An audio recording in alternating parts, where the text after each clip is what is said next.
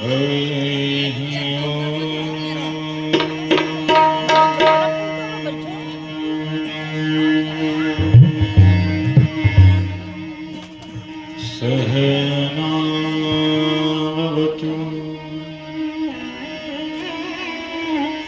सहनो भुनक्तु सह वीर्यं करवावहै तेजस्विनामधीतमस्तु मा विद्विषावहै।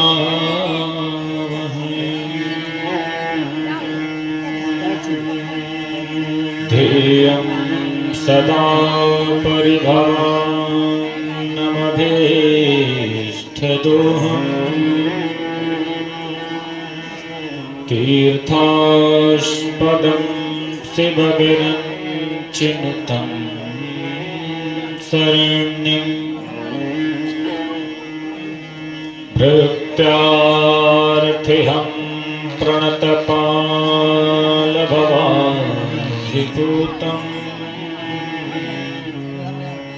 वन्दे महापुरुषते चरणारविन्दम्।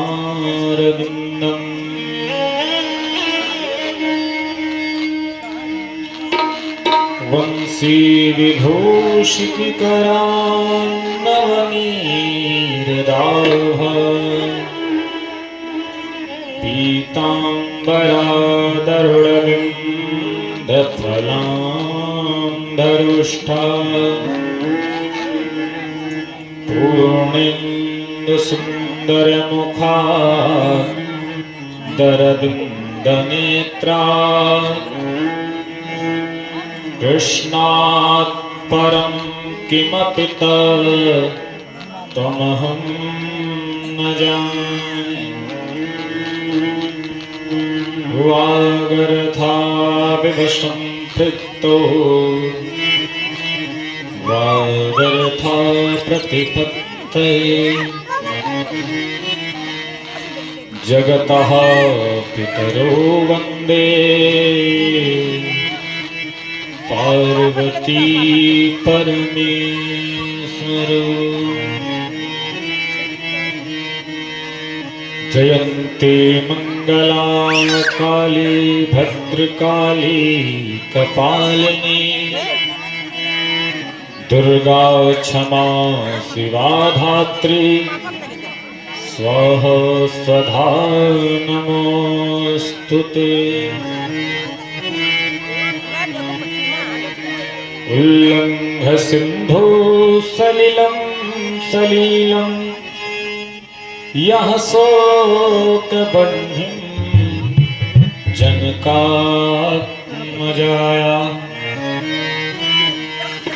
आदाय तेनैव ददाह लङ्कां नमामि तं प्राञ्जलिराञ्जनेयम्। अपने अपने घरन की सब काहू को पी उन्हें पीर सब घरन की धन्य धन्य रघुवीर। जय जय श्री राधा रमन जय जय नवल किशोर जय गोपी चित चोर प्रभु जय जय माखन चोर। माखन चोर भगवान की जय हो। वृंदावन बिहारी लाल की जय हो। भागवत भगवान की जय हो। श्री हनुमान जी महाराज की जय हो। जय जय श्री राधे जय जय श्री राधे जय जय श्री राधे।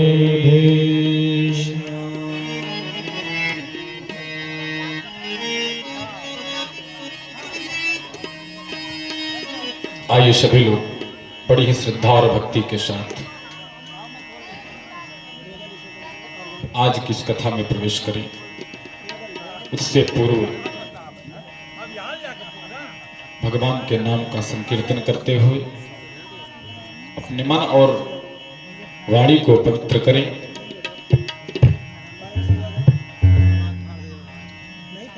बोल हरि हरि हरि बोल केशव माधव गोविंद बोल।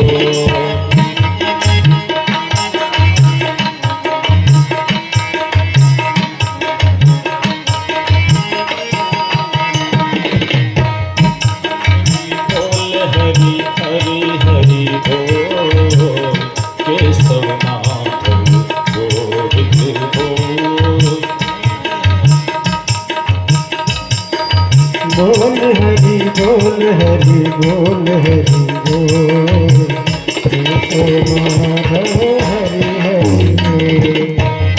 हरि बोल हरि हरि हरि बोल केशव माधव गोविंद बोल। हरि बोल हरि बोल हरि बोल केशव माधव।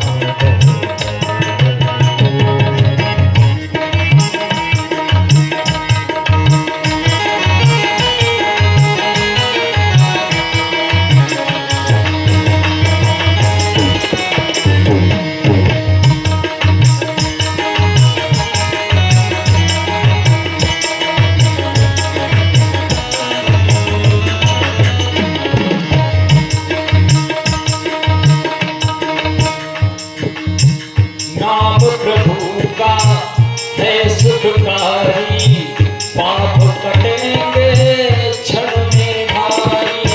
पाप कटेंगे क्षण में भारी पाप कटेंगे क्षण में भारी। नाम कपीले अमृत घोल नाम कपीले अमृत घोल। बोल हरि हरि बोल केशव माधव गोविंद बोल। बोल हरि बोल हरि बोल हरि बोल केशव माधव हरि बोल।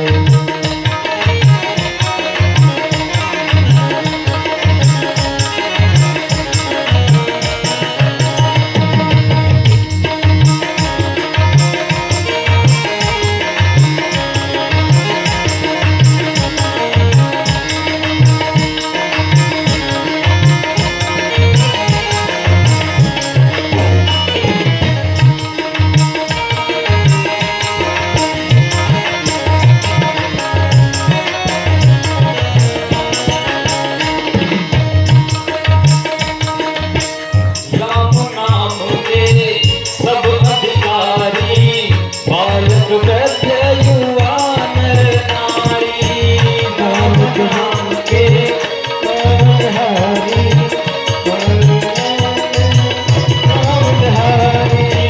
राम नाम के सब अधिकारी बालक वृद्ध युवा नर नारी। बालक वृद्ध युवा नारी बालक वृद्ध युवा नारी। हरि जपैत उठ कतहु न डोल हरि जपैत उठ कतहु न डोल। जन्म गवाता क्यों अनमोल जन्म गवाता क्यों अनमोल। बोल हरि हरि हरि बोल केशव माधव गोविंद बोल। बोल हरि बोल हरि बोल हरि बोल केशव माधव हरि बोल। बोल हरि हरि हरि बोल केशव माधव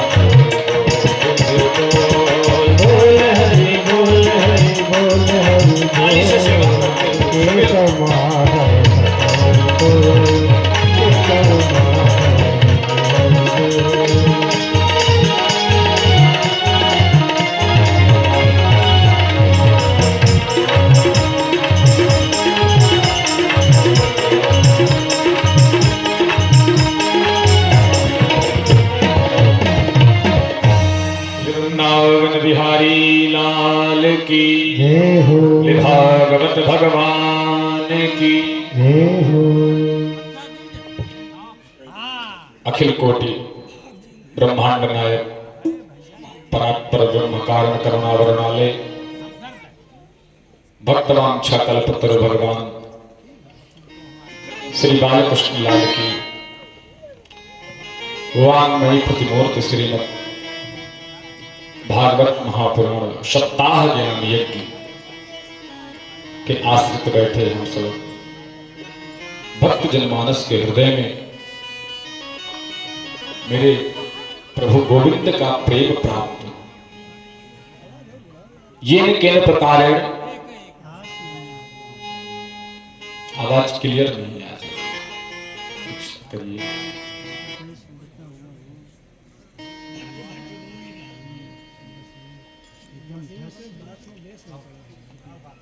इन सब कथाओं और सत्संग श्रवण करने का इन सब का श्रेय जो जाता है ना, वह सिर्फ यही होता है कि गोविंद के चरणों से प्रेम हो जाए।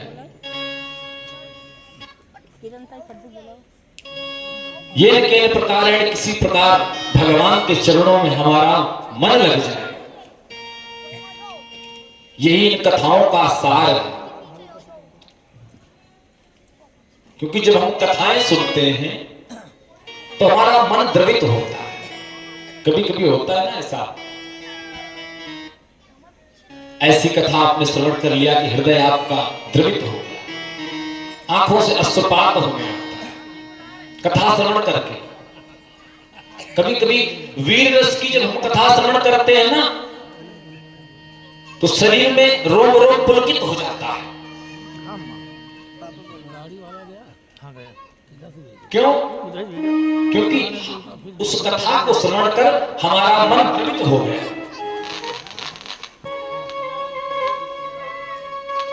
इन कथाओं को सुनकर हमारा मन द्रवित हो गया।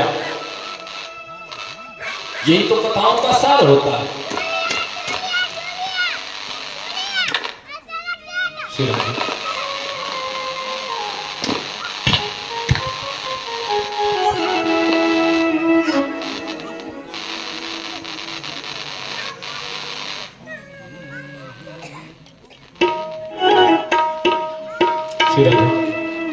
राधे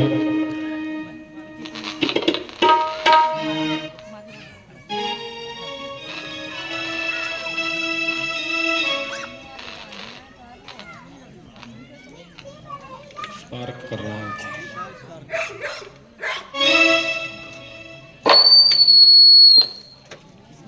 विचार करिए, सोचने का विषय है। आवाज कैसी होगी?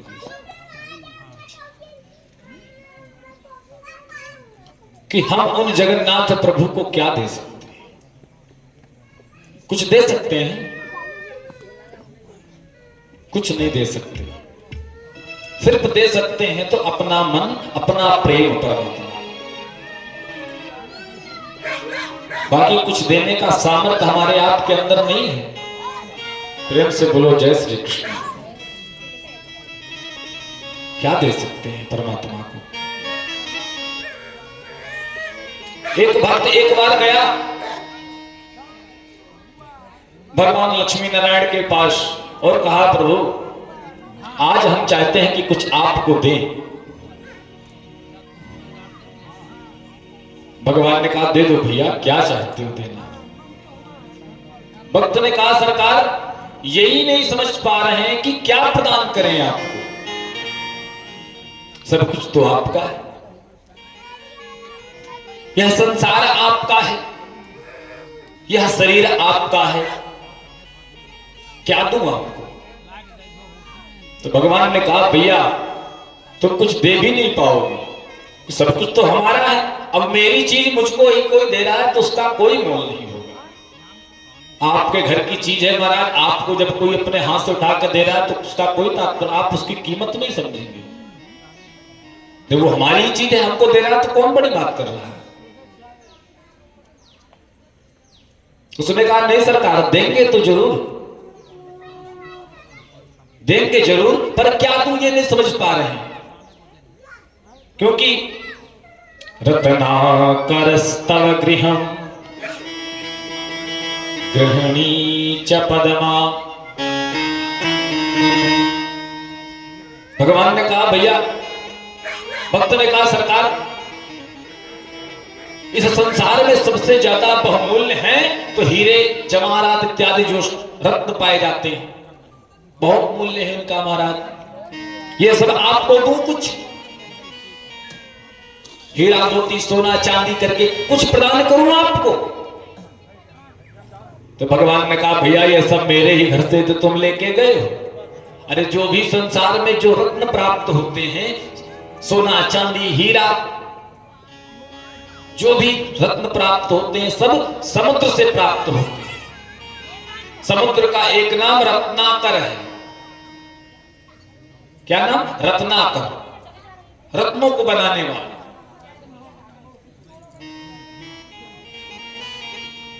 तो महाराज ये रत्न आप हमें देंगे, मेरे ही घर से निकाल के मुझे ही दे रहे हो, कोई मोल नहीं।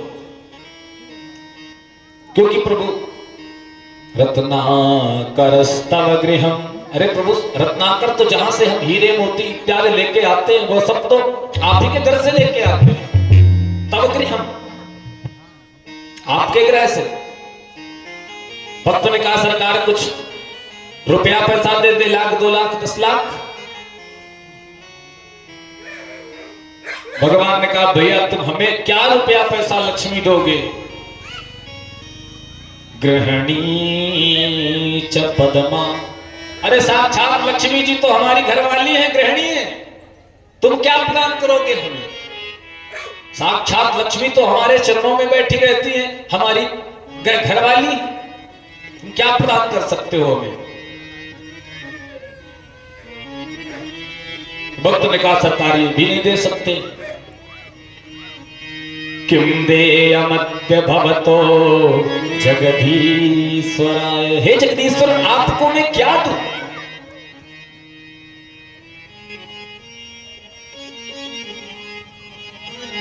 भगवान ने कहा तुम कुछ देने लायक नहीं हो भैया। भक्त ने कहा नहीं सरकार, एक चीज मैं अवश्य आपको प्रदान करूंगा। कौन सी चीज? बोले मैं ऐसी चीज आपको दूंगा प्रभु जो आपके पास ना हो। भगवान ने कहा मेरे पास तो सब कुछ है भैया, क्या नहीं है? कहा हाँ एक चीज नहीं है आपके पास। क्या? बोले आपका मन आपके पास नहीं है। मेरा मन मेरे पास नहीं है, तुम्हें कैसे पता?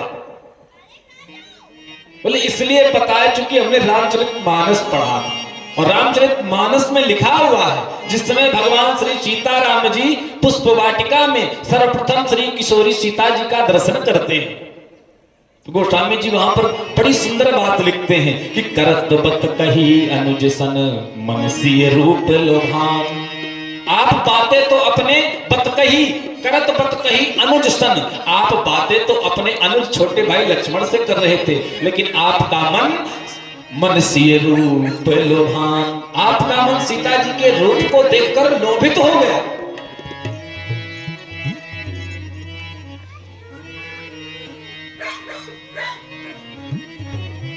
तो प्रभु आपका मन आपके पास नहीं है, वो तो किशोरी जी के पास है। भगवान ने कहा नहीं मेरा मन मेरे पास है, और यदि मेरा मन मेरे पास नहीं होता तो मेरे मन में मनोरथ कैसे उठते? और जब पुष्प वाटिका से हम वापस आए तो गुरुदेव ने हमें आशीर्वाद में क्या दिया? सुफल मनोरथ हो तुम्हारे, सुफल मनोरथ हो तुम्हारे, सुफल मनोरथ हो तुम्हारे, सुफल मनोरथ हो तुम्हारे। राम लखन सुनी भये सुखारे, राम लखन सुनी भये सुखारे, राम लखन सुनी भये सुखारे, राम लखन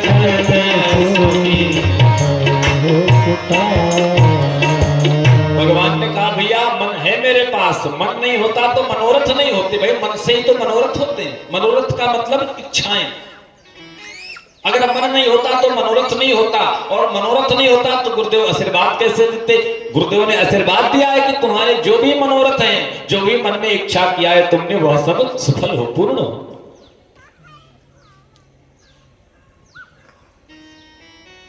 भक्त ने कहा सरकार, आपने इस बात को भी स्वीकार किया है कि मेरा मन मेरे पास नहीं है। कब स्वीकार किया? बोले याद कीजिए, सुंदरकांड में अशोक वाटिका में श्री किशोरी जी बैठी हैं और आप हनुमान जी के माध्यम से संदेशा पहुंचाए कि हे किशोरी, तत्व प्रेम करे मम अरु तोरा, तत्व प्रेम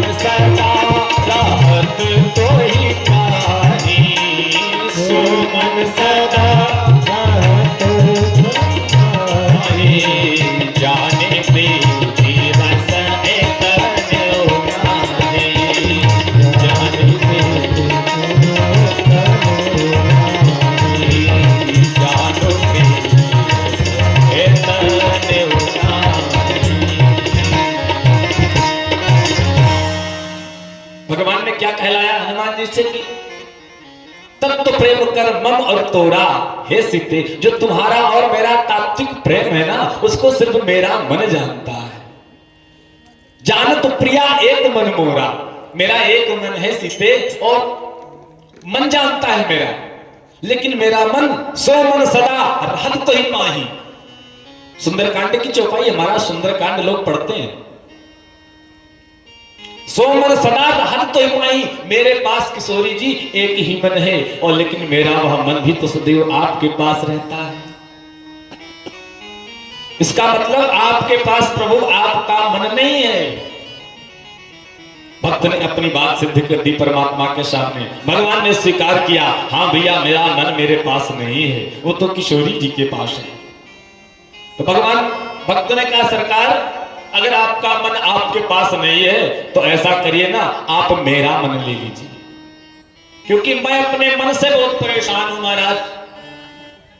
तो मेरा मन लेकर आपका काम चल जाएगा और मेरा काम बन जाएगा। प्रेम से बोलो जय श्री कृष्ण। भक्त ने कहा सरकार, मैं बहुत दुखी हूं इस मन से, इसको जब भी आपकी तरफ लेने पहुंचता हूं महाराज, आपकी तरफ लगाता हूं ना, तो दुकान मकान का हिसाब करने चला जाता। माला लेके बैठो महाराज तो याद आता है, पता नहीं आज दुकान में कोई गलत सौदा तो नहीं हो गया।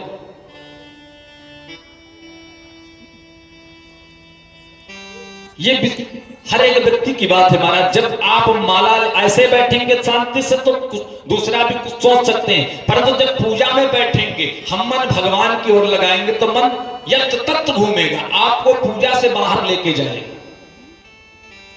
महाराज मैं बहुत परेशान हूं अपने मन से।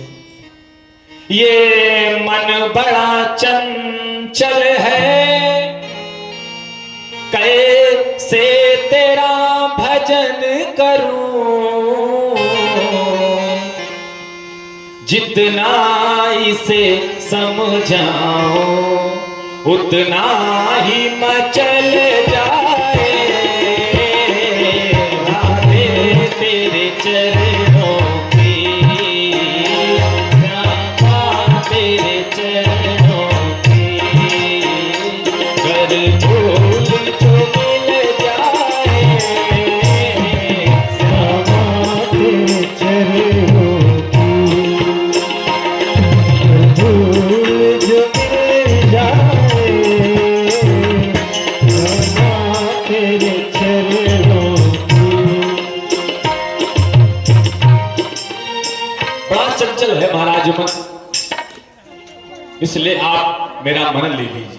कहने का तात्पर्य, कहने का श्रेय, हम आप अगर कुछ देना चाहें, ये जो पूजा पाठ करते हैं ना, ये सिर्फ इसीलिए किया जाता है कि मेरा मन लगे। कबीरदास जी ने क्या कहा? मूर्ति पूजा बंद करो, मूर्ति में भगवान नहीं। क्यों? क्योंकि कबीरदास जी ने अपने हृदय में भगवान को ढूंढ लिया। तो जिसने हृदय में भगवान को ढूंढ लिया, उसके लिए मूर्ति पूजा का कोई तात्पर्य नहीं, परंतु हमारे आपके लिए बहुत तात्पर्य है इसका। मूर्ति पूजा का विधान सिर्फ इसी कारण बनाया गया, क्योंकि जब लोगों ने देखा, संतों ने, ऋषियों ने देखा कि मणिराम जी की ऐसी स्थिति है, माला लेके बैठो तो दुनिया के प्रपंच में पड़ जाते हैं, तो क्या किया? सामने भगवान की एक लड्डू गोपाल जी की एक तस्वीर रख ली, एक मूर्ति ला के रख लिया। तो क्या होगा उससे? बोले हमारा मन जो है वो लड्डू गोपाल में लगा रहे, हमारा मन श्री बालकृष्ण लाल में लगा रहेगा। क्योंकि जब हम छोटे से लड्डू गोपाल को देखेंगे ना महाराज, तो हमारा मन पुत्र प्रेम की ओर अग्रसर होगा। हाँ बस ठीक है लगा दिया। हाँ। इसलिए मूर्ति पूजा का विधान बनाया गया। सर्वप्रथम सर्वोपरि पूजा तो महाराज मानसिक पूजा होती है, कुछ मत करिए। कोई धूप बत्ती अगरबत्ती नैवेद्य लगाने की आवश्यकता नहीं है। करना क्या है? आंख बंद करके बैठ जाइए, बस भाव के साथ भगवान का पूजन चले। एक महाकंजूस एक संत के पास गए, एक बार कहा महाराज ऐसी कोई पूजा बताओ जिसमें 1 रुपए का भी खर्चा ना हो। अब संत के पास तो महाराज सभी समस्याओं की औषधि होती है। संत ने कान में मंत्र दे दिया, जाओ बेटा। सेठ जी आए, आकर के प्रतिदिन भगवान का उसी क्रम से पूजा करने लगे। सर्वप्रथम स्नान करके आ जाए, आकर के बैठ गए, आंखें बंद कर लिया। अब बंद करके भाव से भगवान का पूजन करते हैं। देखिए कैसे कर रहे हैं। सेठ जी बैठे हैं, मन में विचार बना रहे हैं। देखो स्वर्ण की एक थाल है, एक स्वर्ण का लोटा है, और मेरे लड्डू गोपाल जी की स्वर्ण की एक मूर्ति है। उस मूर्ति को हम अपने सामने बैठा करके स्वर्ण के लोटे से उसको स्नान करा रहे हैं। गोपाल जी को स्नान हो गया, बढ़िया मखमल के रेशमी वस्त्र से भगवान का शरीर पोंछ रहे हैं, साफ कर रहे हैं, पानी सुखा रहे हैं। मन ही से करना कुछ नहीं, आंख बंद किए बैठे, मन से चल रहा है। फिर मन में विचार बना रहे हैं। अब भगवान को हम बहुत ही सुंदर, बहुत महकने वाली इत्र लगा रहे हैं, बहुत महंगी वाले इत्र। जब झूठे में करना है तो सबसे महंगी चीज कराइए। प्रेम से बोलो जय श्री कृष्ण। मन ही मन में विचार कर रहे हैं।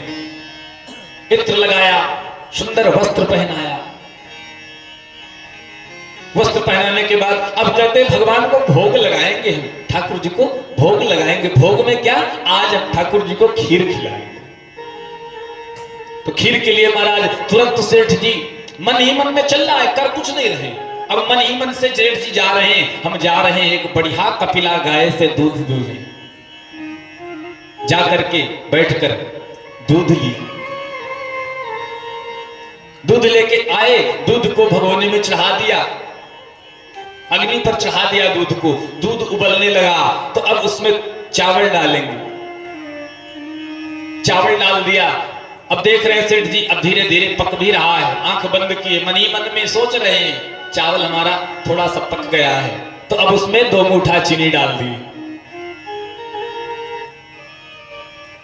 खीर बनकर तैयार हो गई। अब भाव के साथ मन ही मन में, प्रभु मेरी खीर को आप स्वीकार करिए।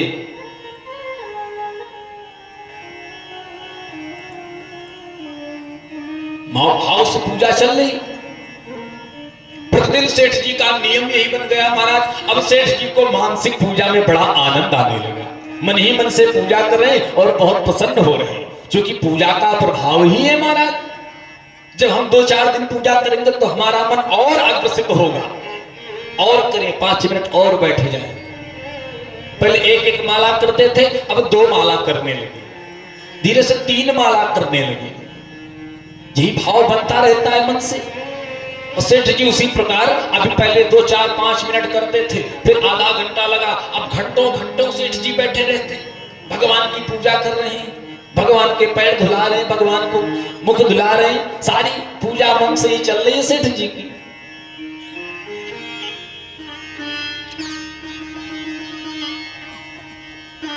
एक दिन की बात, सेठ जी प्रतिदिन जब मानसिक रूप से खीर बनाते हैं मन से कि हम भगवान को खीर बना रहे हैं, तो उसमें 2 मुट्ठी चीनी डालते हैं। लेकिन गलती क्या हो गई एक दिन सेठ जी से, प्रतिदिन 2 मुट्ठी चीनी डालते थे, एक दिन 3 मुट्ठी चीनी पड़ गई गलती से। अब सेठ जी को लगा रहे चीनी तो ज्यादा हो गई। कंजूस आदमी महाराज, 1 रुपया भी नहीं निकलना चाहता। हर जगह उसको कंजूसी दिखती है, कहीं भी कुछ खर्चा ना हो। उसको लगा 1 मुट्ठी चीनी हमारी ज्यादा चली गई। सो महाराज ने उसी मन से ही वो पूजा कर रहा है, मन ही मन में सोचा कि 1 हाथ डाल के दूध में चीनी निकाल ले 1 मुट्ठी, क्योंकि ज्यादा हो गई, ज्यादा खर्चा हो जाएगा। सो महाराज जैसे ही दूध में हाथ डाला, तो भगवान ने आके हाथ पकड़ लिया। भगवान ने कहा, रे महाराज, मन से कर रहे हो, 1 रुपए का भी खर्चा नहीं, उसके बाद भी गर्मा गर्म दूध में हाथ डाल दिया चीनी निकालने के लिए। धन्य हो ऐसे कंजूस महाराज। नाना प्रकार के कंजूस भी होते हैं।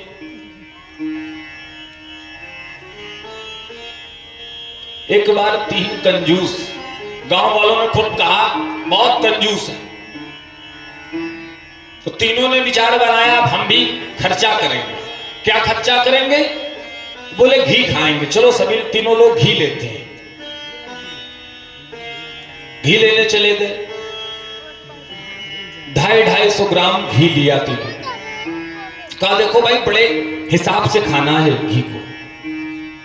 तीनों ने 1-1 सीसी में, बोतल में घी को भर लिया। घी खाने लगे। कुछ दिन बाद तीनों पुनः एक साथ मिले, तो तीनों ने कहा, रे भाई कैसे चल रहा है आपका घी? क्योंकि जीवन में 1 रुपया भी कभी व्यर्थ नहीं खर्चा होने दिया। कैसे चल रहा है आपका घी? तो पहले ने कहा, भाई हम तो इस तरह से घी खाते हैं, क्योंकि बड़ी महंगाई का जमाना है महाराज, सभी रोटियां बना देते हैं। रोटी बनाने के बाद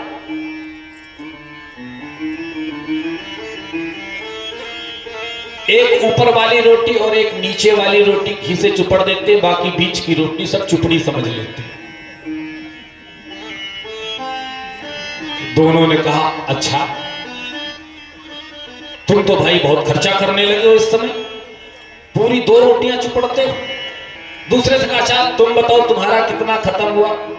दूसरे ने कहा, भैया देखो हम ज्यादा खर्चा तो नहीं कर पाते हैं, इसलिए जब सभी रोटियां बनकर तैयार हो जाती हैं तो एक सीख रखे, एक सीख रखे हैं, उसी बोतल में घी में सीख को डुबा देते हैं और रोटियों के बीच में घुसा देते हैं। पूरी रोटियों का हम घी लगा हुआ समझ लेते हैं। दूसरे ने कहा, भाई तुम तो बड़े खर्चीले हो, बहुत खर्चा कर रहे हो। दोनों ने कहा, अच्छा तुम बताओ तुम कैसे करते हो? तीसरे ने कहा, भाई देखो सभी रोटियां जब पूरा भोजन बन करके तैयार हो जाता है, तो हम तो जिस सीसी में, जिस डिब्बी में घी को रखे महाराज,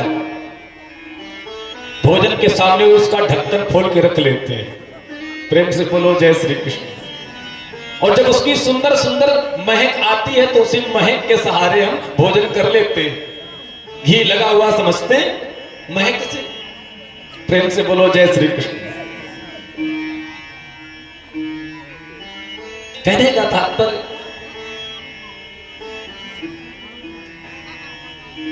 मन से पूजा की जाती है। अगर आपका मन नहीं लग रहा है तो आप मूर्ति रख लीजिए सामने, फिर मूर्ति का भाव के साथ पूजन करिए, क्योंकि पूजा तो भाव की ही होती है, भाव प्रधान है महाराज।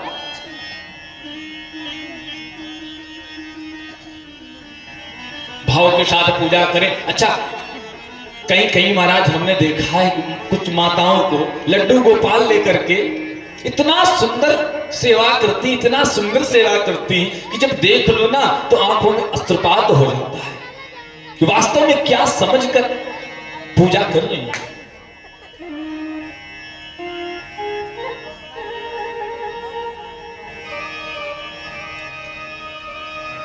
वो आप सबने कथा सुनी होगी, भगत के बस में है भगवान। क्या थी महाराज? लड्डू गोपाल की तो सेवा थी। ये कोई झूठी घटना नहीं है, सत्य घटना है, सत्य घटना पर आधारित है।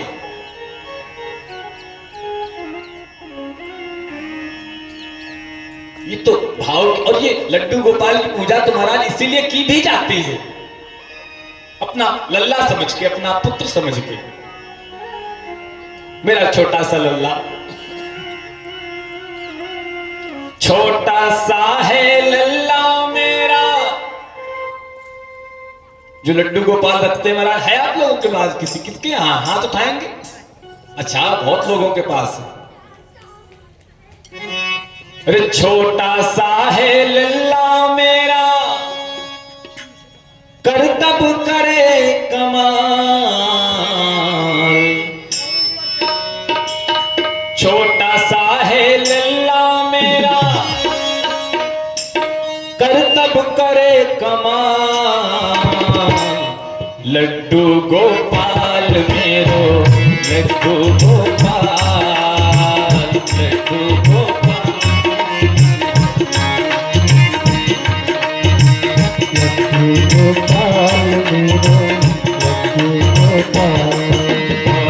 छोटा सा है लल्ला मेरा, छोटा सा है लल्ला मेरा, करतब करे कमाल। लड्डू गोपाल मेरो, लड्डू गोपाल, लड्डू गोपाल मेरो।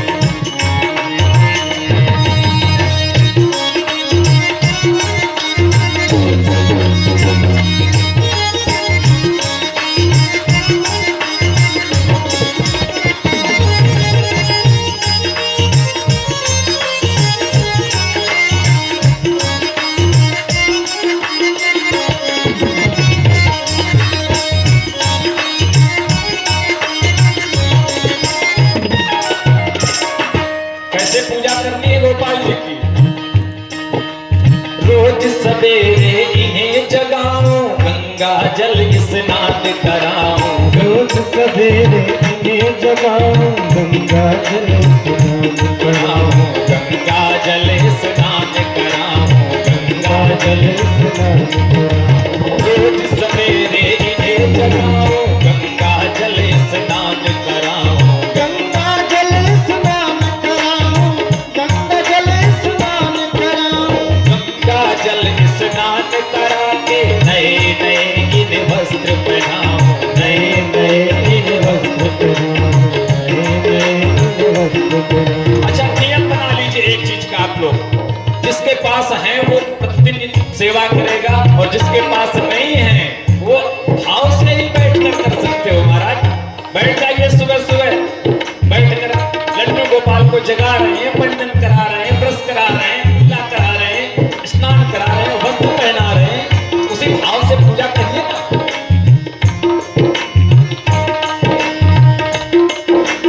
गंगा जल स्नान करा के नए नए इन वस्त्र पहनाऊं, नए नए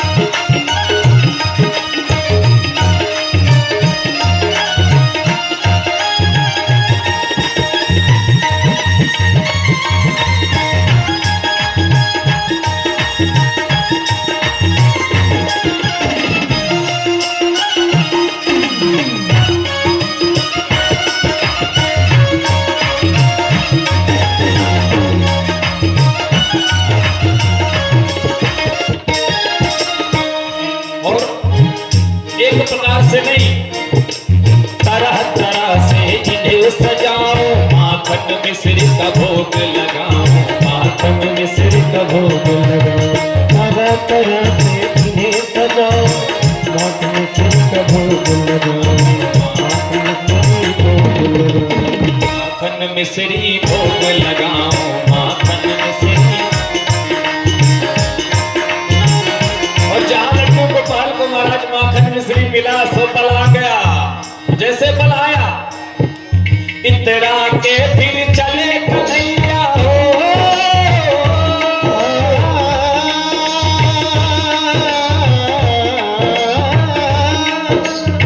तेरा के तो चले कन्हैया, इतरा के फिर चले कन्हैया, देखो इसकी चाल। लड्डू गोपाल मेरो, लड्डू गोपाल, लड्डू गोपाल मेरो, लड्डू गोपाल, लड्डू गोपाल मेरो, लड्डू गोपाल। लड्डू गोपाल मेरो, लड्डू गोपाल।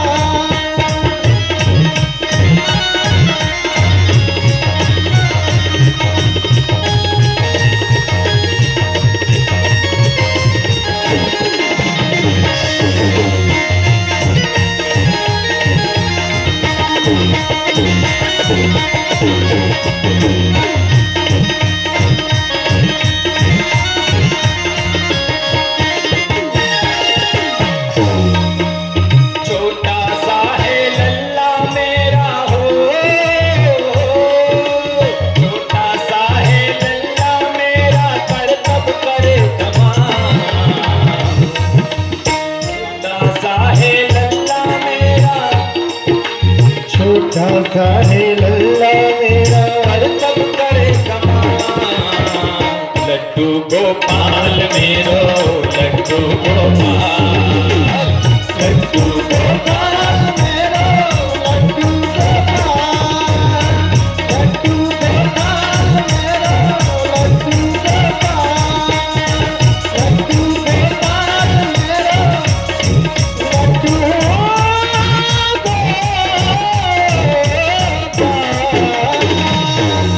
वो लड्डू गोपाल भगवान की जय हो। भाव से पूजा होती है महाराज, भाव से करते रहिए, खूब करते रहिए, क्या जाता है। 1 रुपया का खर्चा नहीं। और ये भी आगे ये भी बताया गया कि कलयुग पुण्य हो ही नहीं पापा। आपके द्वारा कलयुग में मन से कोई पाप हो जाए तो उसका दोष नहीं लगता, लेकिन मन से यदि पुण्य हो जाए तो उसका फल अवश्य प्राप्त हो। मन से कोई अपराध हो जाए, इसलिए भाव की पूजा होती है महाराज। मन से ही सही, जिसके पास नहीं है लड्डू गोपाल, मन से ही बैठ के कराते हैं, उसी से आपका मन महाराज द्रवित होगा, निश्चित बात है। और हम दे भी क्या सकते हैं महाराज जगन्नाथ को, ये प्रेम भक्ति और भाव तो समर्पित है। इसे भजन करते हैं, लोग कहते हैं भजन कर रहे हैं। भजन का मतलब क्या होता है? गाना सुनना। प्रेम से बोलो जय श्री कृष्ण। आवाज नहीं आई, सुनाई नहीं पड़ा क्या बोलना। बोले भागवत भगवान की।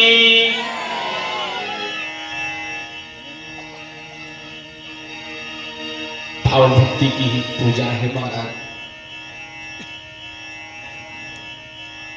आप लोगों ने कल भागवत की कथा में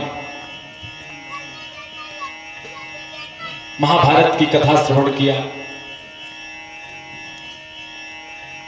पितामह भीष्म का परधाम गमन श्रवण किया। उसके बाद परीक्षित जी का श्राप समझ श्रवण किया। उसके बाद परीक्षित जी को श्री सुखदेव जी कथा श्रवण कराने के लिए उस भूमि में निमिषारण्य की पावन भूमि में आ गए।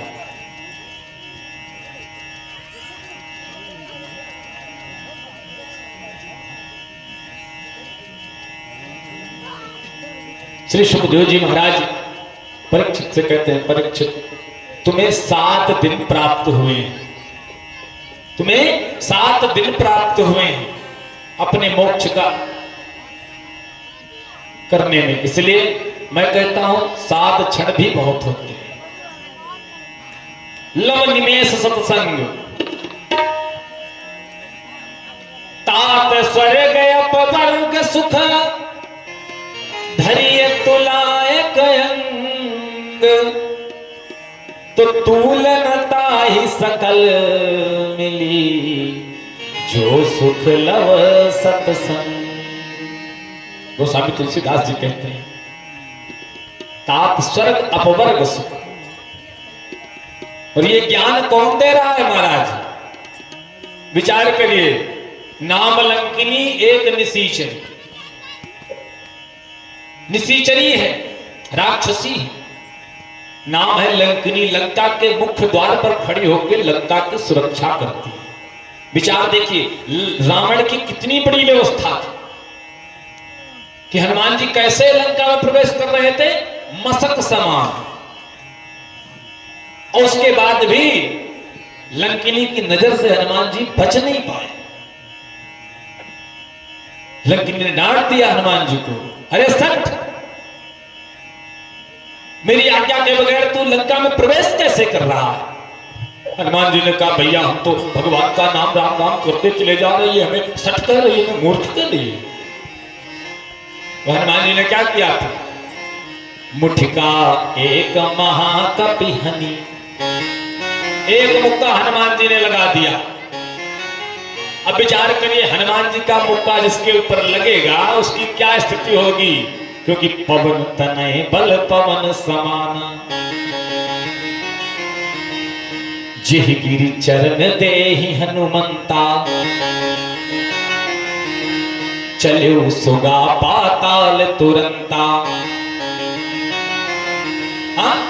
हनुमान जी महाराज का जब इतना पर्वताकार शरीर बना तो जिहगिरी, जिस पर्वत पर हनुमान जी चरण रख देते हैं वह पर्वत पाताल में चला जाता। कितना बल है, विचार करिए।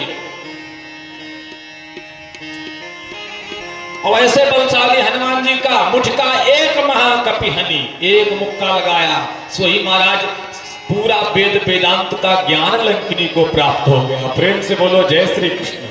एक ही मुक्का में सारा वेद वेदांत खुल गया। अब लंकिनी हनुमान जी से कह रही है कि प्रभृति नगर की जय सब काजा।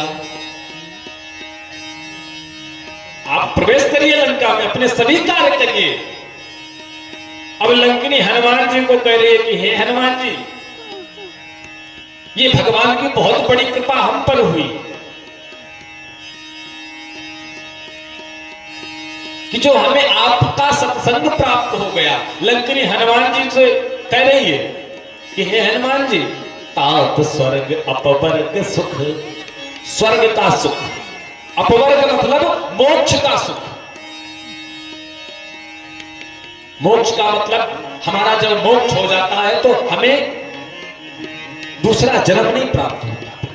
हमें भगवान वायु रूप में परिणित कर देते हैं, हमें भगवान जल रूप में परिणित कर देते हैं, फिर हमें मनुष्य की 84 लाख योनियों से हम मुक्त हो जाते हैं।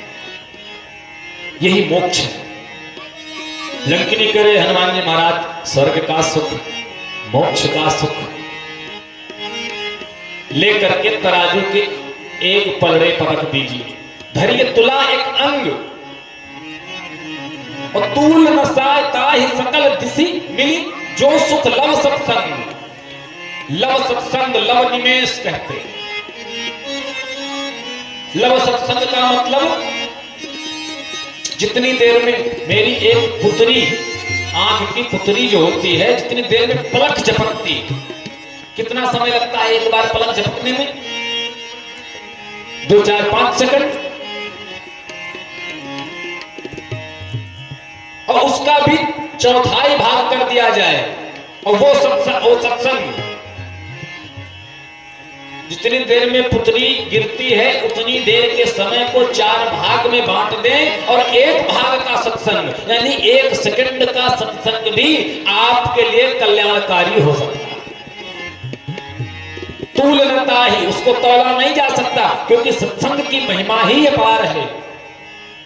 हम जब सत्संग करते हैं हृदय द्रवित होता है, भगवान की ओर अग्रसर होते हैं और यही जीव के मुक्ति का हेतु है। क्योंकि नारायण तो अहेतु की कृपा करने वाले हैं। किसी पर कैसी कृपा भगवान की हो जाए कुछ कहा ही नहीं जा सकता। सुखदेव जी कहते हैं परीक्षित 7 क्षण भी बहुत है कल्याण के लिए।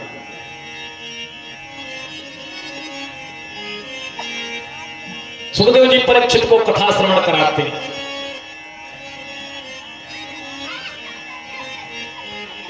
परीक्षित जी पूछते हैं कि महाराज मुझे भगवान की, मेरे प्रभु की उस दिव्य माधुर्य कथा का श्रवण कराइए जिसके श्रवण करने मात्र से जीव का ताप संताप समाप्त हो जाता है।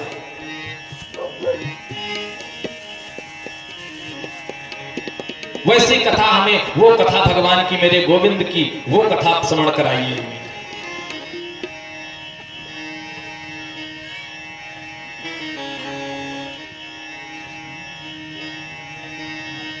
महाराज परीक्षित जी कथा स्मरण कराते हैं कि परीक्षित जी को सुखदेव जी कथा स्मरण कराते हैं। कहते हैं परीक्षित,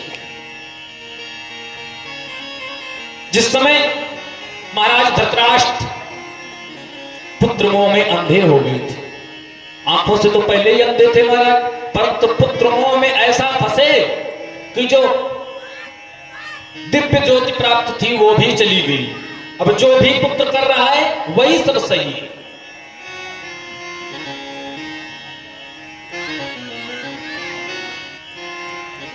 उसी समाज में महाराज धृतराष्ट्र के छोटे भाई थे विदुर जी महाराज।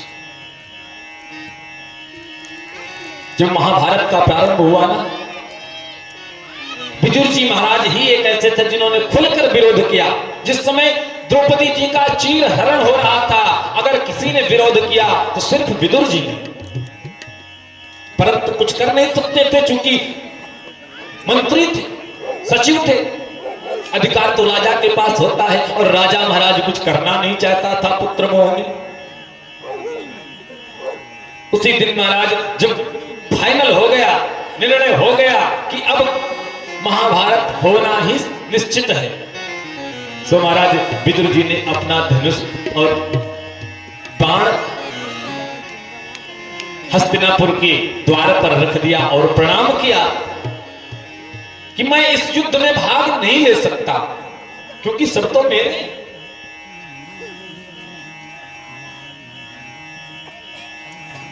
अच्छा, विदुर जी महाराज अपने बड़े भाई धृतराष्ट्र जी को समझाते थे कि महाराज आप अनुचित कर रहे हैं, आप गलत कर रहे हैं पांडवों के साथ। यह पांडवों का राज्य है, आप पांडवों को वापस कर दीजिए। परंतु समझ में नहीं आया, सो महाराज धनुष बाण रख दिया और कहा मैं किसी की तरफ से नहीं, मैं तो तीर्थ यात्रा में निकल रहा। तीर्थ यात्रा में विदुर जी महाराज चले गए। इधर महाभारत हो गया, समाप्त हो गया। समाप्त होने के बाद एक दिन यमुना जी के किनारे किसी प्रकार भगवान का परम धाम हो गया। तो भगवान ने परम धाम जाने से पहले भगवान के एक बहुत ही घनिष्ठ मित्र थे उद्धव जी महाराज, बहुत ही ब्रह्म ज्ञानी। उद्धव जी महाराज को भगवान ने दिव्य ज्ञान प्रदान किया और कहा यह ज्ञान तुम विदुर जी को श्रवण करा देना, क्योंकि विदुर जी को मैंने कुछ नहीं दिया और मेरा बहुत बड़ा भक्त है विदुर।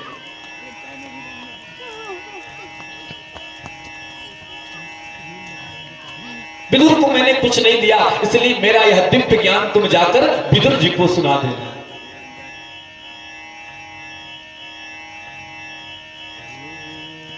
क्योंकि महाराज विदुर जी महाराज बड़े ही भगवान के बड़े प्रिय भक्त थे। एक बार शकुनी ने दुर्योधन को सलाह दी कि ऐसा करो कि श्री कृष्ण वासुदेव को अपने पक्ष में मिला लो तो युद्ध तुम्हारा हो जाए। तो दुर्योधन ने कहा क्या करें मामा श्री? तो कहा बढ़िया व्यवस्था कराइए नाश्ता पानी की, खूब बढ़िया मालपुआ रबड़ी बनवाइए और निमंत्रित करिए श्री कृष्ण को। वो आएंगे और उस निमंत्रण को स्वीकार करेंगे, भोजन पाएंगे, जब कुछ नमक खा लेंगे महाराज तो नमक का फर्ज इंसान अदा ही करता है। दुर्योधन ने महाराज 56 भोग बनवाया, 56 भोग बनवाकर भगवान को निमंत्रित किया। हे वासुदेव कृष्ण, आप मेरे इस 56 भोग को स्वीकार करें। निमंत्रण लेकर निमंत्रण पाकर भगवान पधारे।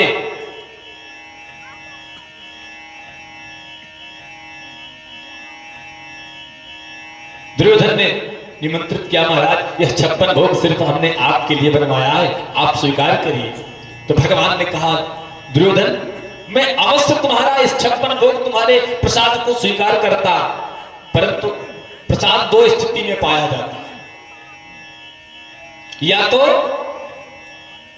पाने वाले को अत्यधिक भूख हो, क्षुधा हो तो भोजन करेगा व्यक्ति, और या फिर पाने वाले का अत्यधिक प्रेम हो।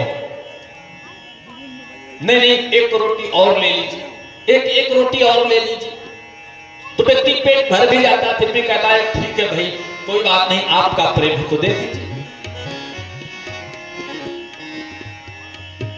तो 2 ही स्थिति में प्रसाद पाया जाता है, भोजन पाया जाता है। लेकिन दुर्योधन मैं देख रहा हूं कि ना तो तुम्हारे अंदर प्रेम है और ना मुझे भूख लगी,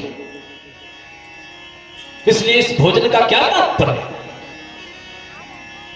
और रही मेरे भोजन की बात, तो आज तो हमारा निमंत्रण विदुर काका के यहां, भगवान ने ऐसे ही बोल दिया विदुर काका के यहां आज का हमारा निमंत्रण है। जो महाराज सुना तो विदुर जी ने आवाज लगाई, हे लल्ला मैंने कब निमंत्रण दिया? मुझे क्यों निमंत्रित कर रहे हो? मैंने कब तुमसे कहा निमंत्रण के लिए? तो भगवान ने कहा विदुर काका अगर नहीं कहा तो अब समझ लो तैयारी करो हम आ रहे हैं।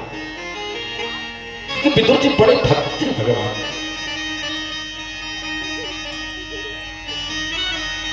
विदुर जी भागे अपनी झोपड़ी की ओर गए और विदुर की जो पत्नी है ना सुलभा नाम, महाराज विदुर ने विदुरानी को समझाया देखो कन्हैया आ रहे हैं, उनकी व्यवस्था करो, मैं बाजार जा रहा हूं कुछ खाने के लिए नाश्ता के लिए लेकर आऊं उनकी। इधर विदुरानी को जब पता चला मेरे प्यारे प्राण प्रियतम मेरे कृष्ण कन्हैया मेरे घर आ रहे हैं तो महाराज बावरी होगी, भगवान के प्रेम में बेहबल होगी। विदुरानी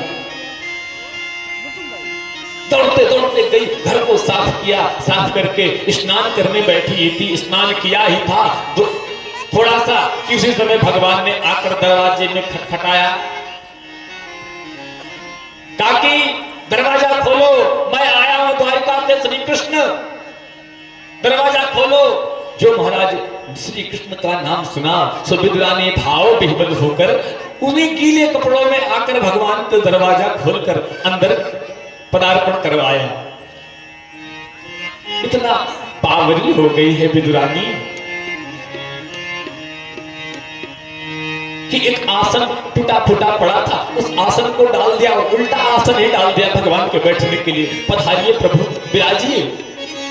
भगवान उसी उल्टा आसन पर बैठ गए और विदुरानी का मुखमंडल देखने लगे, विदुरानी भगवान को निहारने लगी और भाव में बैठी विदुरानी मन ही मन विचार करते हैं कि मैं कैसे पूजा करूं, मैं कैसे सेवा करूं, मेरे पास तो कुछ है ही नहीं, मैं कैसे इनका बंधन करूं।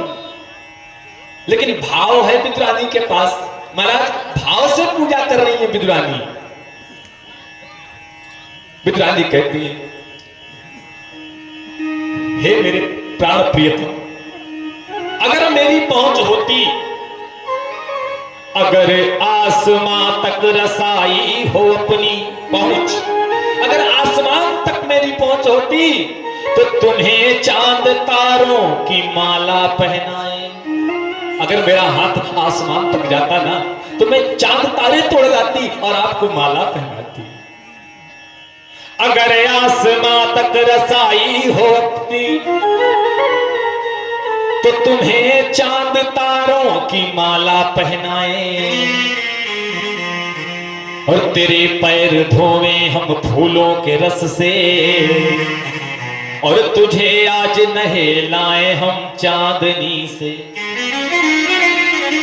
प्रभु आपके पैर हम फूलों के पुष्प के रस से धोती, चांदनी से आपको स्नान करवाती, पर क्या करूं, मेरे पास तो कुछ है ही नहीं।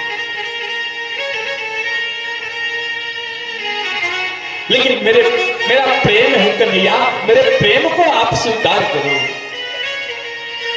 जन्म जन्मांतरों से तुम्हारे दर्शन की तो आस लगी है।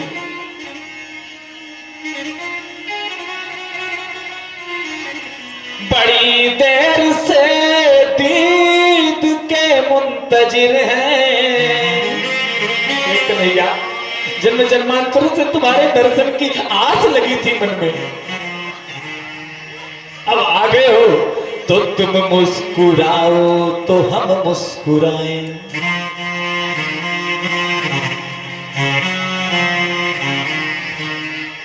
राजी हूं मैं उसी में जिसमें तेरी रजा है।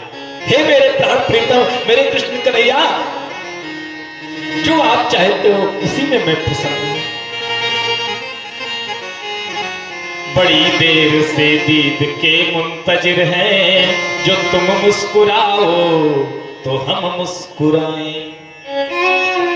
भगवान ने कहा काकी जब पे चलो द्वारिका ते कछु खायो ना, और बड़ी जोरन की भूख लगी है, कुछ हो तो लेके आओ ना। ये वही कृष्ण है जो दुर्योधन से कह रहे थे न पाने वाले के भूख है और न पवाने वाले का प्रेम है। वही दुर्योधन विदुरानी से कह रहे काकी बड़ी जोरन की भूख लगी है, कुछ हो तो लेके आओ। विद्वानी ने कहा लाला अभी काका बाजार गए, कुछ लेके आएंगे तो पाइयो। नहीं कहा कि मुझे बहुत भूख लगी, कुछ लेके आओ। काकी ने कहा अच्छा ठीक है मैं जाती हूँ और लेके आती हूँ। तो बगल में एक केले की बगीची है, केले की बगीची में गई और जाकर के केले तोड़ रही है। केले कैसे तोड़ रही वो भी कुछ पता नहीं। कच्चे पक्के जो मिल रहे तोड़ के लाकर डलिया में रख दिया।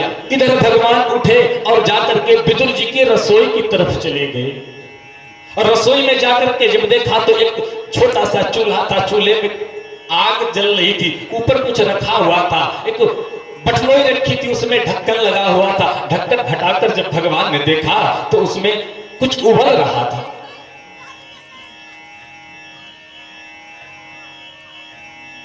भगवान ने हाथ डाल के निकाला, दूसरे हाथ पे रखा तो देखा उसमें सरसों का साग उबल रहा था। भगवान ने उस सरसों के साग को निकाला और निकाल के मुख में रखा, और जैसे 2 बार भगवान ने खाया महाराज भगवान की आंखों में आंसू आ गए। ये खाते हैं मेरे भक्त, ये खा के जीवन यापन करना पड़ता है मेरे भक्तों को। आज भगवान विदुर जी की परिस्थिति पर महाराज रुदन कर रहे हैं। किसी ने पूछा प्रभु आप तो माखन मिश्री खाने वाले हो, आज सरसों का साग कैसा लग रहा है? भगवान ने कहा बहुविधि स्वाद बताई, बड़ा स्वाद आ रहा है मुझे इन सरसों के साग में। विचार करिए उस साग में ना नमक है, ना मिर्च है, ना तेल, ना मसाला, ना कुछ, सिर्फ पानी में उबला हुआ सरसों का साग, और भगवान खा रहे बहुविधि स्वाद बताई, बड़ा स्वाद आ रहा है। इधर विदुरानी आई, विदुरानी ने जब देखा दौड़ी, अरे कन्हैया क्या कर रहे हो, क्या कर रहे हो, ये तुम्हारे लिए नहीं, इसको रखो। विदुरानी ने कहा, भगवान ने कहा काकी बड़ा स्वाद आया आपके सरसों के साग में।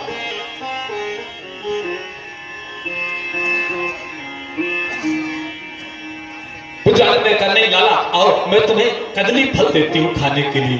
भगवान को लाकर पुनः उसी उल्टे आसन पर बैठा दिया और भगवान को केले छील कर देने लगी बिदुरानी। और भगवान खा रहे हैं।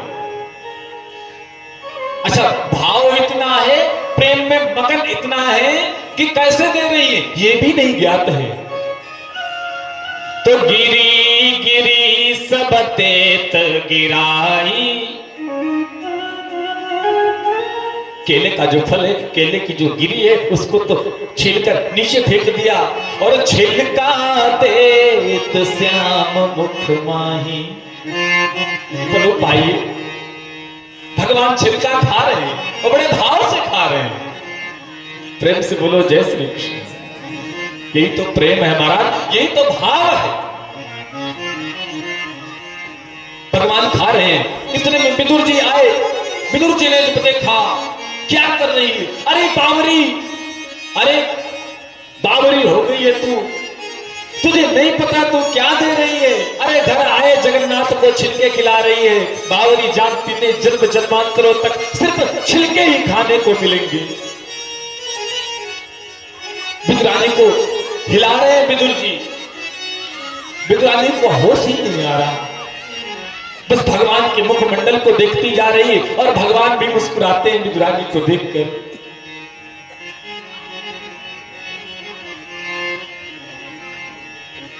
और भगवान की मुस्कान ही महाराज ऐसी है। तेरी मंद मंद मुस्कनिया पे हो, तेरी मंद मंद मुस्कनिया पे बलिहार प्यारे जो, बलिहार प्यारे जो। मंद मंद मुस्कनिया पे बलिहार प्यारे जो, बलिहार प्यारे जो, बलिहार प्यारे जो, बलिहार प्यारे जो। मंद मंद मुस्कनिया पे बलिहार प्यारे जो, बलिहार प्यारे जो, बलिहार प्यारे जो, बलिहार प्यारे जो।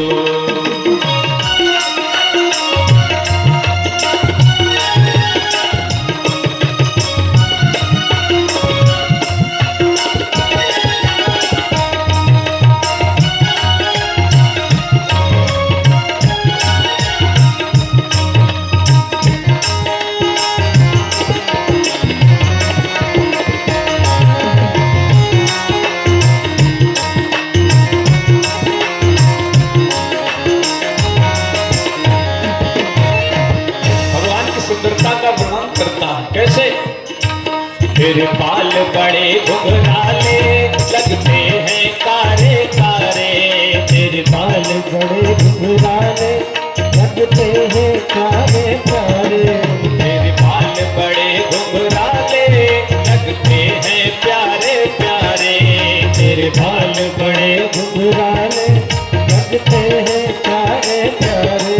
तेरी तिरछी सी चितवनिया पे, तेरी तिरछी से चितवनिया पे बलिहार प्यारे जो,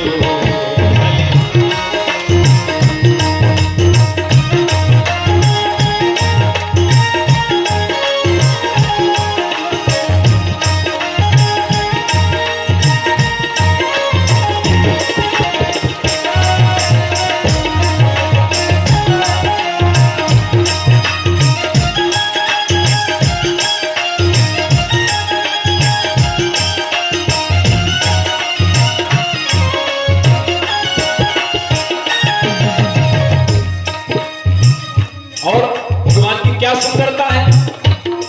तेरे नैन बड़े कजरारे मटके हैं कारे कारे, तेरे नैन बड़े कजरारे,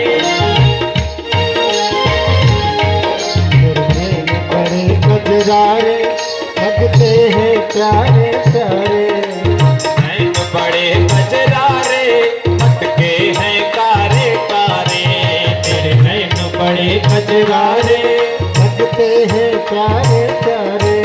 उस युग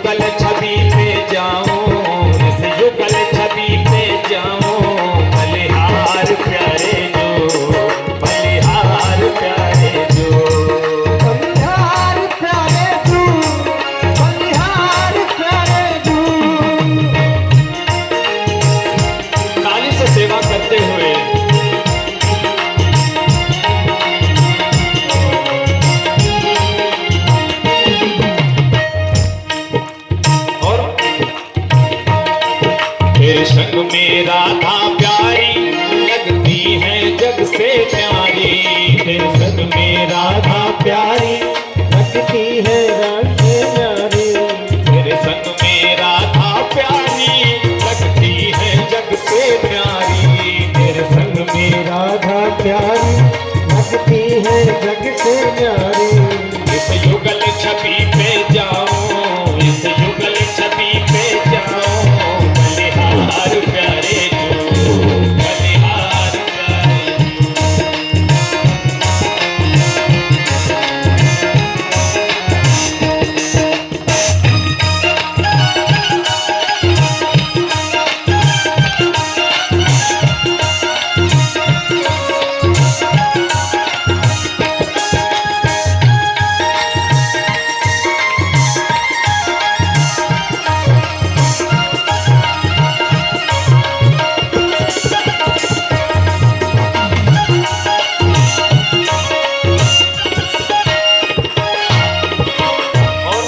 तेरी चाल जब मतवाली लगती है प्यारी प्यारी।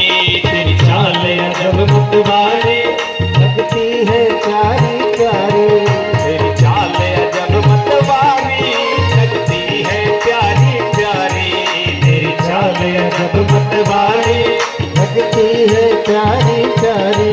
तेरे पाँवों की पैजनिया पे, तेरे पाँवों की पैजनिया पे बलिहार प्यारे जो, बलिहार प्यारे जो। बलिहार प्यारे जो, बलिहार प्यारे जो। तेरी मंद मंद मुस्कनिया पे, तेरी मंद मंद मुस्कनिया पे बलिहार प्यारे जो, बलिहार प्यारे जो। मर्द मर्द मुस्कनिया पे बलिहार प्यारे जो, बलिहार प्यारे जो। बलिहार प्यारे जो, बलिहार प्यारे जो, बलिहार प्यारे जो, बलिहार प्यारे।